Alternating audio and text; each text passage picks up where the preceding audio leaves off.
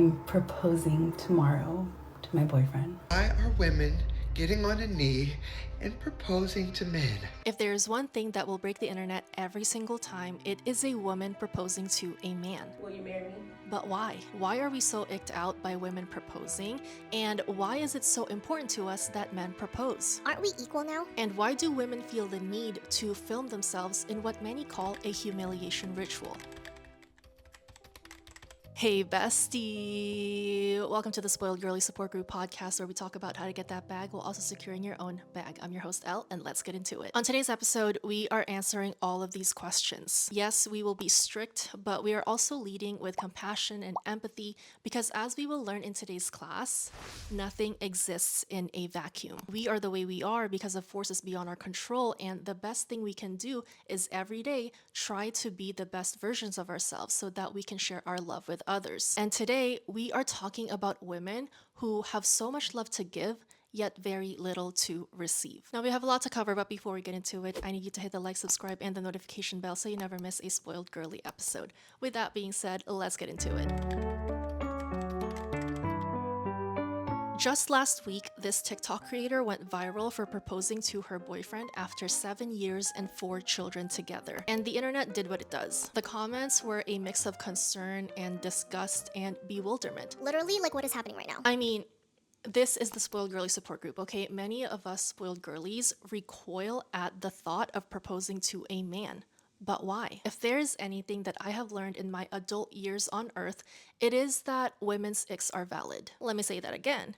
Women's icks are valid. Women's icks are indicative of their lived truths, even when one cannot articulate these truths. And by giving language to what is difficult to articulate, we can either validate our original stance or we can introduce nuance so that we can modify our stance so that we can make better decisions for ourselves. We covered a Substack article by Tell the Bees in a past class. It's the one about the sociology of begging someone to marry you. And I am telling you, there is something in the water during the holidays because, once again, it seems like everyone is getting engaged, even the men who don't want to get engaged.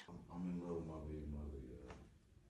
I don't know what else to tell you. So once again, we are talking about engagements. Anyway, I saw this comment on a TikTok video by Josh Laura, who is the writer behind Tell the Bees. He was explaining the societal forces behind why men should propose and why it is still important in today's society for men to do the one thing that is asked of them in exchange for a lifetime of access to women's domestic labor and biological labor. The commenter says, Thank you for putting this into words for me. When I was in my waiting to wed relationship, people asked me why didn't I just propose to him, and I couldn't really articulate why I needed him to be the one to do it. This compulsion to articulate, to explain, justify, and present our feelings in a neatly reasoned package is central to why so many women struggle to trust themselves. We have been conditioned to doubt our own instincts, that we hesitate to act until every emotion has been translated into language that is easily consumed and understood by others. Even within our thought process, like we are still expected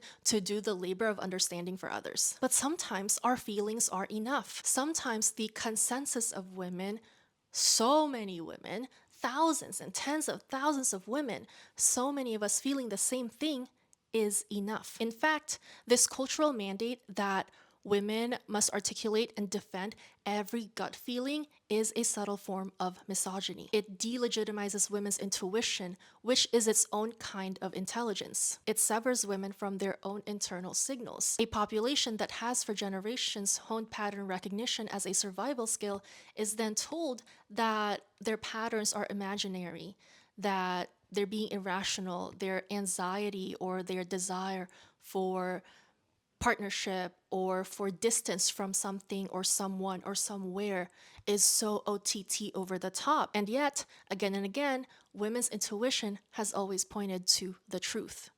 And I wanted to reiterate that intuition is intelligence. Intuition is intelligence not yet understood. Speaking of women's intelligence, let's talk about today's sponsor, I Love Isla. You may be wondering where I got the sweater from.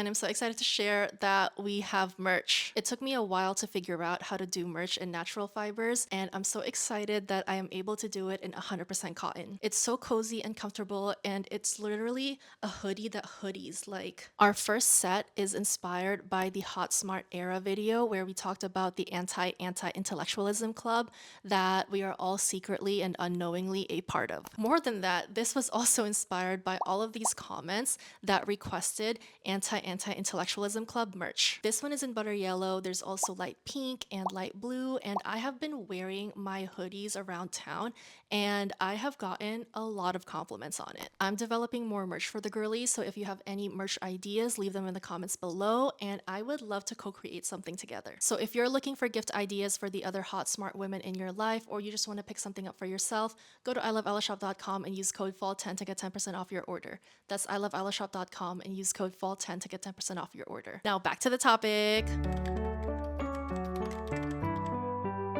This theme of always challenging women to articulate exactly why they feel the way they do is a way to invalidate women's lived experiences and observed truths. I was reading Daisy Alpert Floren's My Last Innocent Year, and the antagonist in this novel drove me nuts because he was just so unlikable and overall a horrible, horrible person. Zev challenged me to articulate my beliefs to explain why I was a feminist or a Democrat. I wasn't a debater by nature, and somewhere along the way had come to believe that what I felt, if it couldn't be articulated or defended, was invalid. I saved this passage in my Obsidian because I kept seeing this theme pop up, not just in literature, but also in real life. Women, because they're not used to debating or they don't have the facts and statistics on hand, because who does, are bullied into intellectual submission by people who demand great articulation from them. And I've been wrestling with this, like, why does it feel so off to me whenever women are constantly questioned, constantly challenged about the beliefs that they hold? Because I love questioning and challenging. I love exploring the why behind the things. But at the same time, I also know that people hold the beliefs that they do because of their experiences and the spaces that they occupy in society, their habitus. As per Pierre Bourdieu, habitus refers to the systems of dispositions, patterns of perception, thought, taste, and behavior that individuals develop based on their social position and lived experiences.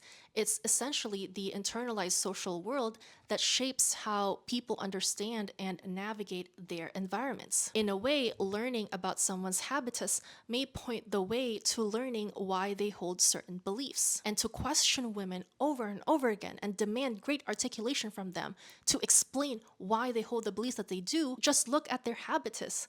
Look at the things that they have experienced and the spaces that they occupy in society. Then you'll find out why. In saying all of this, what I'm really trying to get at is this phenomenon of demanding that women intellectualize every single instinct, every single gut reaction before it is considered valid. It creates a world where women's lived experiences is never considered evidence, where intuition is deemed as this magical, unserious thing, and where our own feelings have to be debated before they're considered valid. But women's perceptions, the beliefs that we hold, they didn't come from nowhere. They come from a lifetime of navigating power imbalances, reading social cues, and absorbing and internalizing all of these unspoken rules. Women's beliefs derive from their habitus, from the social world that has shaped their instincts and their boundaries and their standards. So when a woman cannot articulate why something feels off, something is wrong, she doesn't like something, she doesn't like someone, she wants to get out of here, it isn't because it's untrue that something is off, someone is off, somewhere is off.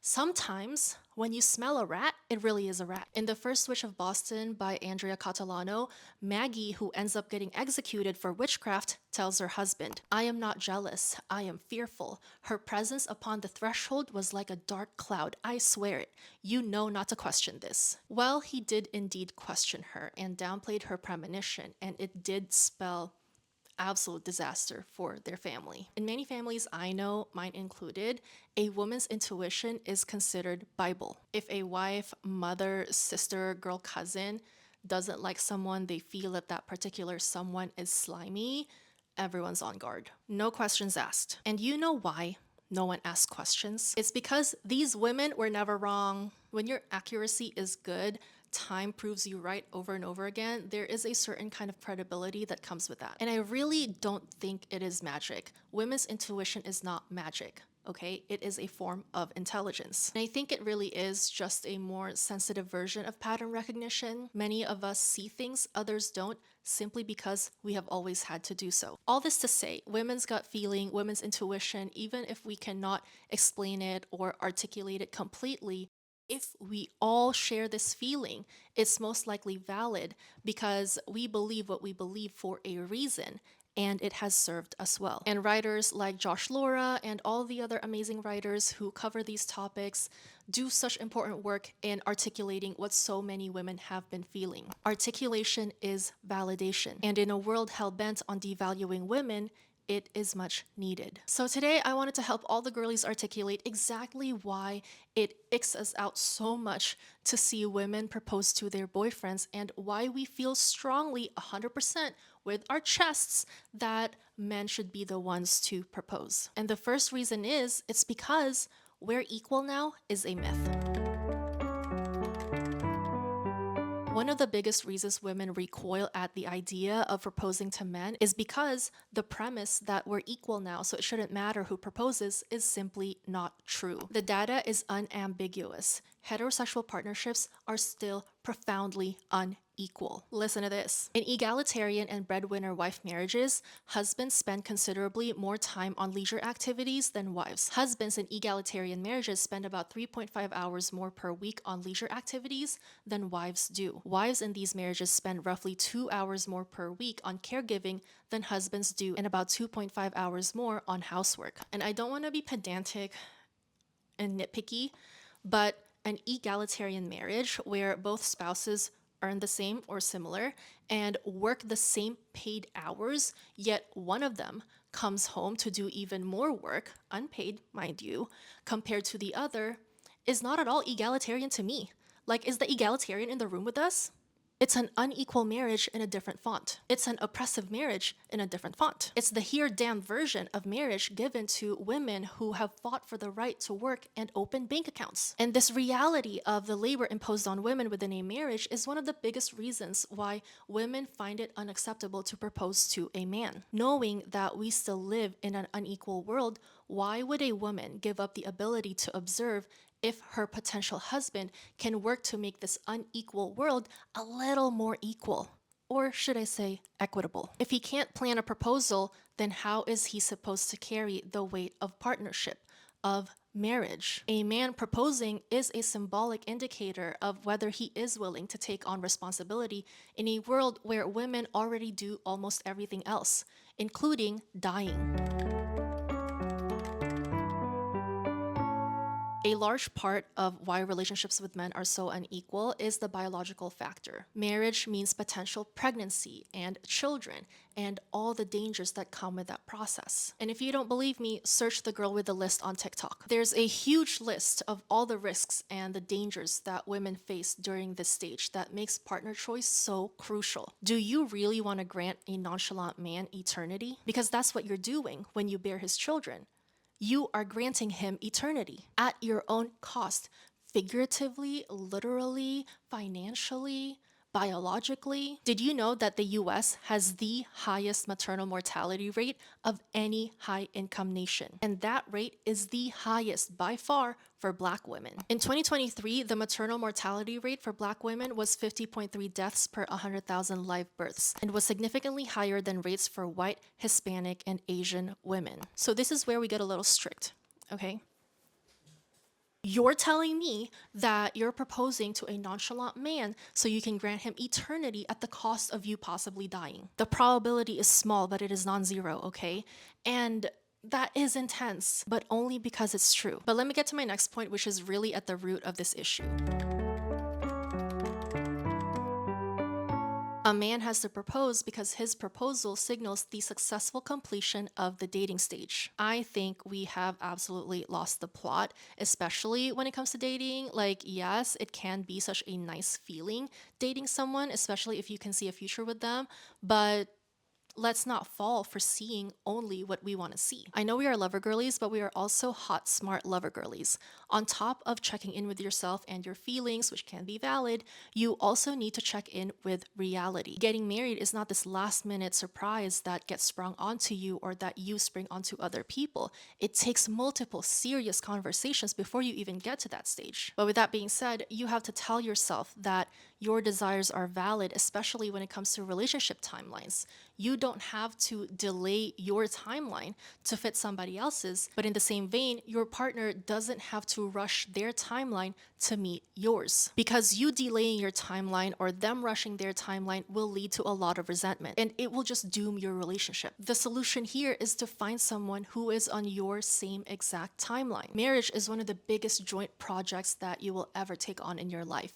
So why would you want a nonchalant partner who makes you do all the work and takes half the credit? And this is what dating is for. It's for observation. It's not an automatic pipeline to marriage. Sometimes it leads to a lot of lessons learned, and that's okay. If you're listening to this in the Spoiled Girly support group, you probably don't want a nonchalant man. So why would you remove the opportunity for a man to prove that he is in fact very chalant, very mindful, and very aligned to your timeline? Proposals are a measure of a man's readiness and willingness. If you have to drag him into an engagement, what makes you think that you don't have to drag him into the next stages of life as well? And here is the big solution to everything. So you will never, ever, ever find yourself in a position to propose to a man or even considering it. At the core of this question of why is it bad that women propose, or why should a man propose, is the subject of shared values. On an individual level, not a societal one, an individual level, it doesn't matter why women find it repulsive for a woman to propose and why we 100% with our chests require a man to propose. We simply feel these things, and that's valid. That's enough. And if you feel these things as well on a personal level, you are then mandated to only be in relationships with people who feel the exact same way. I am an advocate for shared values in dating. You don't have to share the same exact religion or the same exact denomination, but you must share core values. This way, you don't have to debate the very things that are important to you, the very things that you feel within your heart to be true. This way, you don't have to compromise on the things that will lead to great resentment over time. They will get it. They will understand the assignment, and you don't have to justify, argue, defend, and explain your core values to someone. If you ever have to do that with your partner, that person should not be your partner. Okay? As this Substack article says, to find your soulmate, you must first find your soul. To find such a person, you must first solidify your own value system so that when you do meet someone who is a potential partner, then you don't get railroaded by their own value systems. You don't have to compromise on the very things that are very important to you. In the early stages, you can pretend that you don't mind or that it's not a big deal. You can compromise, but one can only pretend to be a cool girl for so long. You are worthy of a full, unwavering love. And whether you get that full, unwavering love in this lifetime is no measure of how worthy you are of said full, unwavering love. Bestie, get up. No, seriously, get up. And a big thank you to today's sponsor, me. I love Isla. You can shop merch for yourself or for the other hot, smart girlies in your life. Use code FALL10 to get 10% off. That's iloveilashop.com and use code FALL10 to get 10% off. Thank you so much. Bye.